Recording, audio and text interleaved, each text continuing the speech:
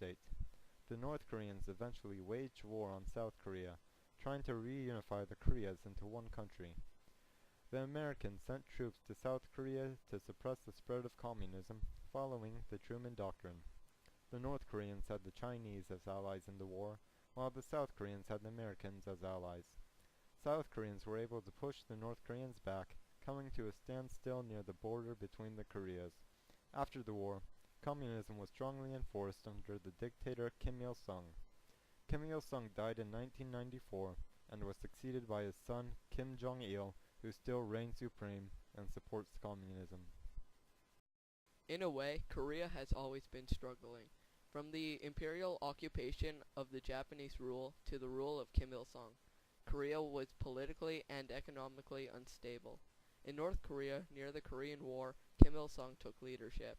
Since his rule, all opposing political enemies have been eliminated, opposing political thought has been oppressed, and the ideals of communism have been spread.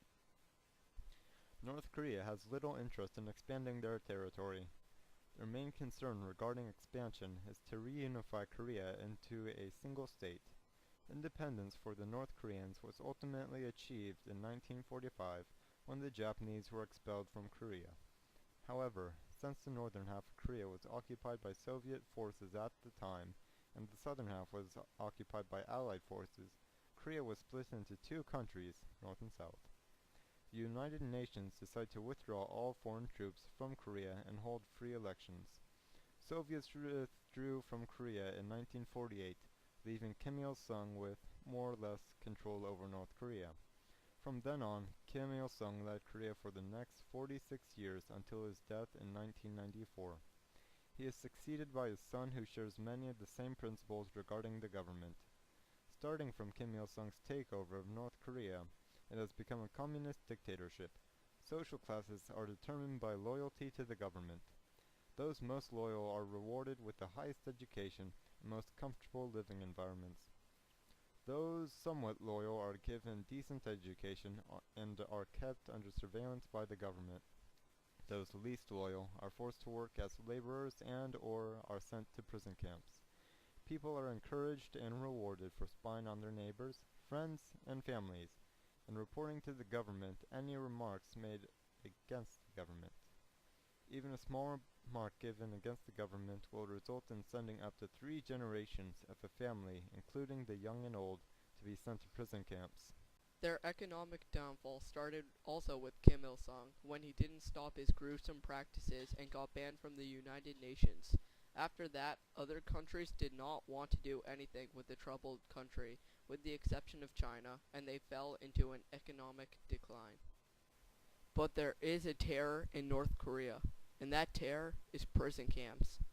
These camps are relatable to those used by Joseph Stalin. People can go to these camps for even the slightest misdemeanor, such as a positive comment on imperialism or crossing the border for less than 5 minutes.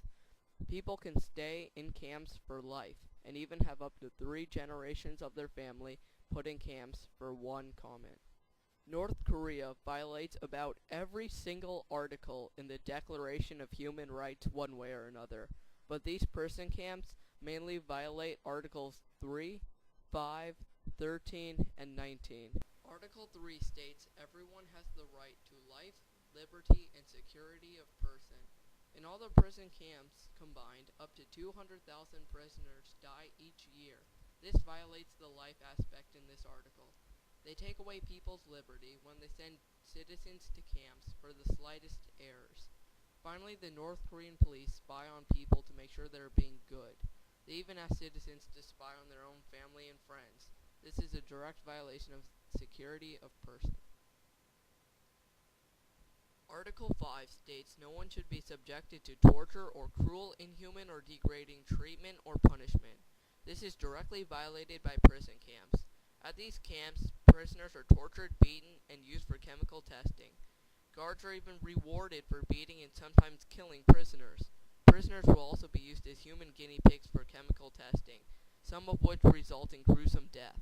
This torture and inhuman treatment clearly violates the 5th article. The first part of Article 13 states everyone has the right to freedom of movement and residence within the borders of each state. This is directly violated in the incident when two American reporters got arrested in 2009. They came across the border with no intention of even going into North Korea and were on North Korean soil for about 1 minute before realizing their mistake and were headed back to China when they were seen arrested and sent to a prison camp for a few months. Because they were arrested for just crossing the border, it violates the 13th article. Article 19 states everyone has the right to freedom of expression and opinion. This is directly violated when people try to express their opinions and speak out against the government and therefore get sent to a prison camp. In closing, North Korea is not the place to take your next vacation because they will take away your rights.